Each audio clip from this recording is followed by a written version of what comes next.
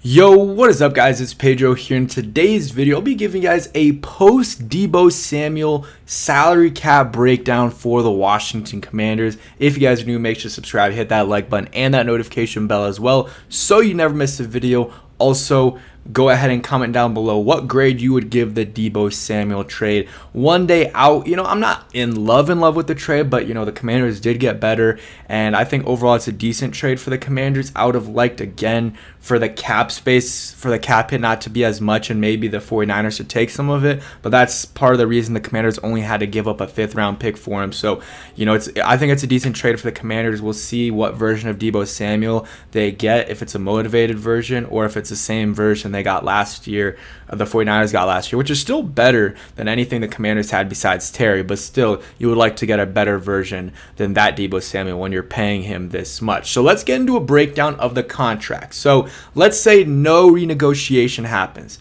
It's a 1 year, $17.55 million contract to the Commanders.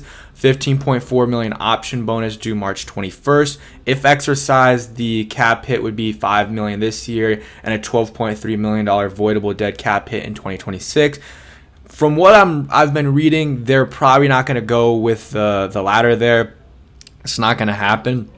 I don't think they're going to want to take a void hit with him. They have a lot of cap space, so they can be flexible and take that extra cap hit this year, so they don't have any cap hit for 2026. That's what I think they will do with Deebo Samuel. So it's a $17.55 million cap hit this year for the Commanders, which is a lot, but they could also, I don't know, maybe restructure that, or I don't know. I don't think that'll happen, but there's a possibility that happens. If he has a really good camp and really good offseason, maybe they want to extend him before the season starts. I don't know.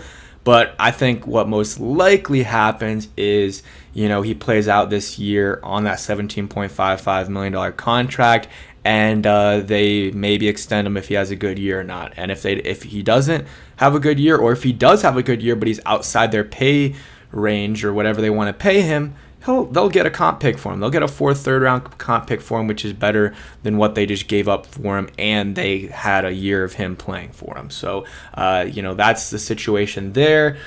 In terms of cap space, the Commanders have $64 million in cap space. I'll go ahead and look at, let's go to all, how do I go to all this? Whatever. The Commanders have a good amount of cap space right now.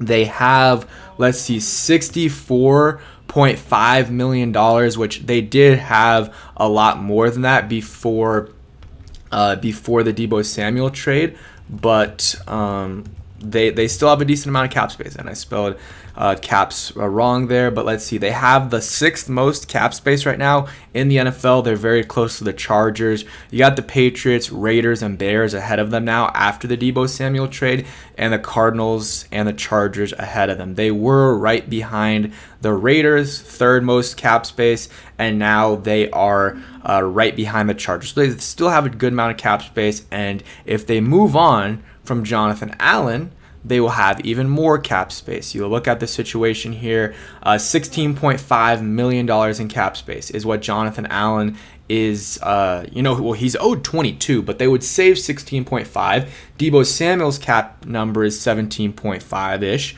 So it's a net loss of $1 million if you move on from Jonathan Allen. Maybe you get a draft pick, and like I said, you lose $1 million in the net of it, but they'll still be at what, they're at 64 right now. You gain 16, they'll be at a little over 80 million or close to $81 million in cap space if they move on from Jonathan Allen. So they'll have a lot of room to make moves and stuff. So Deebo does cost a pretty penny, but after if they cut him pre-June 1st, there would be, I'm not saying they would obviously, but there would be no dead. There's no guaranteed money. So they have a lot of flexibility with Deebo Samuel. If you look at the 2026, he's under contract, but it's void. So you see 0-0-0 as long as they don't do that option that I was talking about earlier. So they have a lot of flexibility with Deebo, with Marshawn Lattimore, with Jonathan Allen, even Terry. I hope, that's another way the Commanders can get cap space.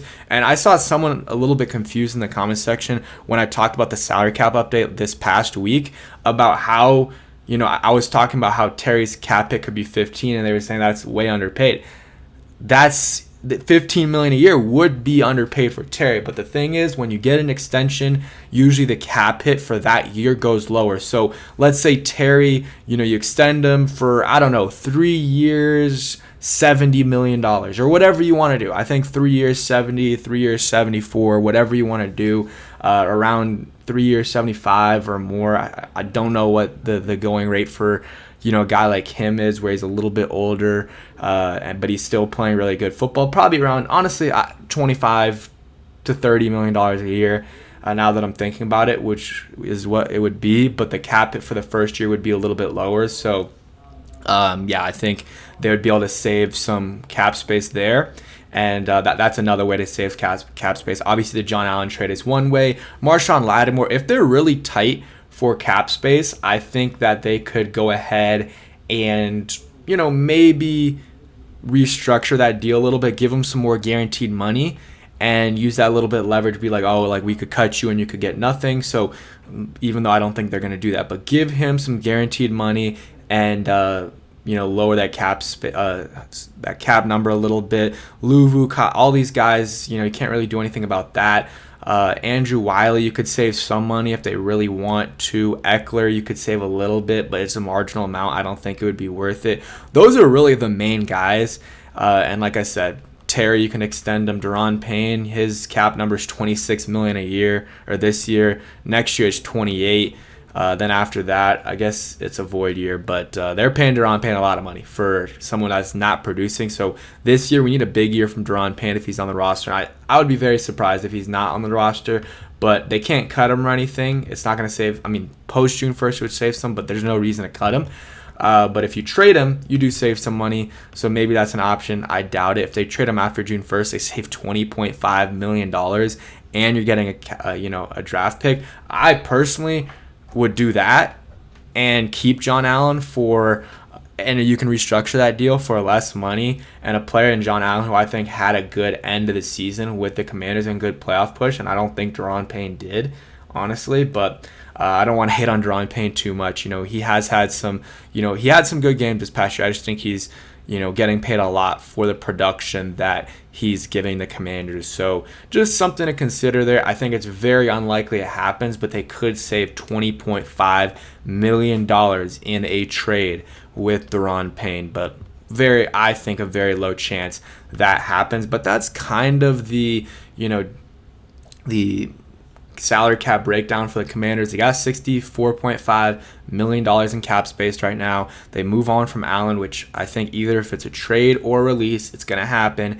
Gets you to $80 million in cap space. Maybe you make a Terry McLaurin extension. Maybe you move some stuff around with Lattimore. Maybe Payne as well. You can get, probably not Payne, but you probably get to $90 million, $95 million if you really, really want to. I don't think they need to. They do need to sign a lot of guys, but they can fill out this roster pretty easily with cheaper guys and maybe a couple more expensive guys, and just overall do a pretty good job. I think, that can easily happen. So that's kind of it for today's video. The Deebo trade, it's sunk in a little bit. I think it's a solid trade for the Commanders. They needed a playmaker. Would have liked, like I said, for that cap hit to be a little bit lower, but if they move on from John Allen, that cap hit will not the cap hit, but they'll save a lot of salary cap space and be able to make some moves in free agency. They still have the 6th most salary cap in the NFL, so it's not like they don't have salary cap space.